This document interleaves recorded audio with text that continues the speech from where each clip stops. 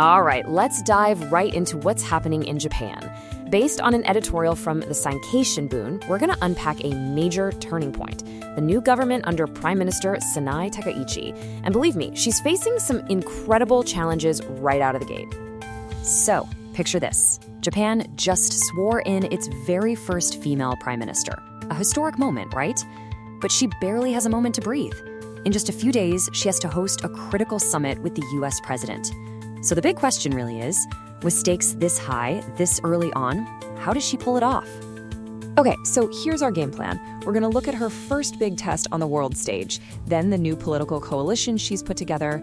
After that, we'll tackle the economic problems back home, the push for a stronger national defense, and finally, some really big ideas for reforming Japan's future.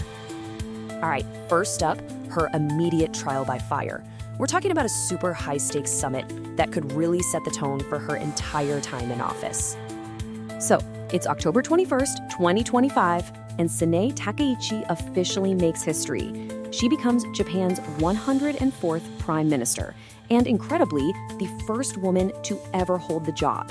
It's a massive deal for the country, but as you're about to see, there is literally no time to celebrate.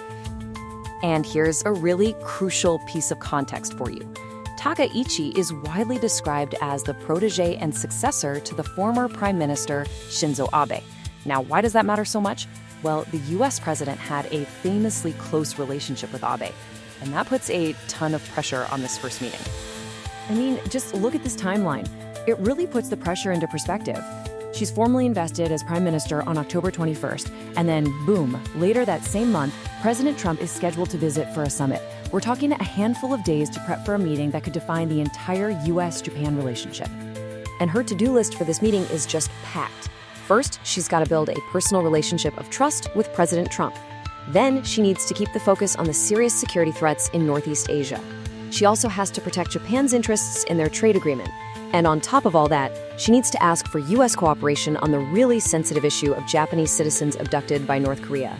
It's an insane balancing act from the get-go. But it's not just about what's happening on the world stage. Back home, Takaichi is also dealing with a brand new and pretty unique political coalition that actually brought her to power in the first place. So her government is a coalition between her party, the LDP, and another conservative party called Ishin. But check this out, it's a pretty unusual setup. They share a common national vision, sure, but Ishin isn't actually providing any cabinet members. Instead, one of their own, Takashi Endo, has been appointed as a special aide to the prime minister to oversee policy. So yeah, you could say it's a partnership based on getting specific policies done, not a full-on merger. And this quote from their agreement really gets to the heart of why they're doing this. Their stated goal is to transcend partisan divisions to form a stable administration capable of overcoming the national crisis. I mean, that's some pretty stark language. It really signals a sense of massive urgency. So what exactly is this national crisis they're talking about? Well, a huge part of it is the economy. Let's dive into the #1 issue facing everyday people in Japan right now. And it's pretty simple, really. The big, vexing problem is rising prices. It's hitting everyone's wallets. This is absolutely the top domestic priority, and the Takaichi administration has to tackle it immediately if they want to show people they can actually deliver. And they've got a two-step response ready to go. First, they have to urgently pass a supplementary budget for the fiscal year. Step 2, use that money to implement relief measures, like, for example, abolishing the provisional gasoline tax. The idea is to give people's budgets a little bit of breathing room fast. Okay, so beyond the economy, this coalition agreement also signals a major shift, or maybe it's better to say a major acceleration in Japan's whole approach to national security and defense. And here's why they feel this is so necessary. The coalition's official position is that Japan is facing the most severe and complex security environment since the end of the war. I mean, that's a heavy statement, and it sets the stage for some really significant changes. And these reforms are definitely substantial. We're talking about accelerating the revision of Japan's 3 key strategic security documents. They also want to hit that 2% of GDP defense spending target before the 2027 deadline. And on top of that, they're looking to seriously strengthen national intelligence by enacting new anti-espionage laws and even establishing a whole new foreign intelligence agency. So you might be wondering, what exactly is this anti-espionage legislation? Well, in a nutshell, it's about creating laws that are designed to protect national secrets and make it easier to prosecute acts of spying by foreign powers. It's a key piece of the puzzle for strengthening security from the inside.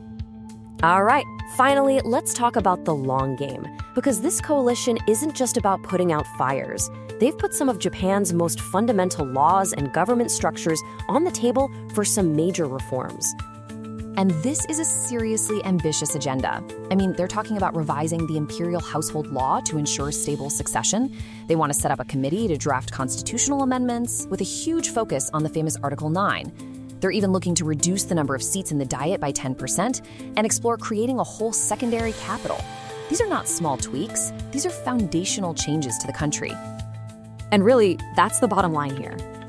Being able to successfully navigate these deep structural reforms, that's going to be the ultimate test.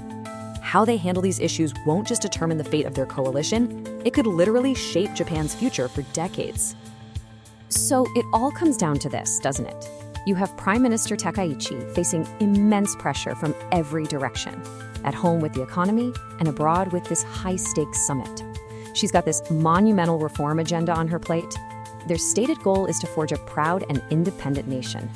But with all of these challenges piling up at once, the real question is, can this new coalition actually pull it off?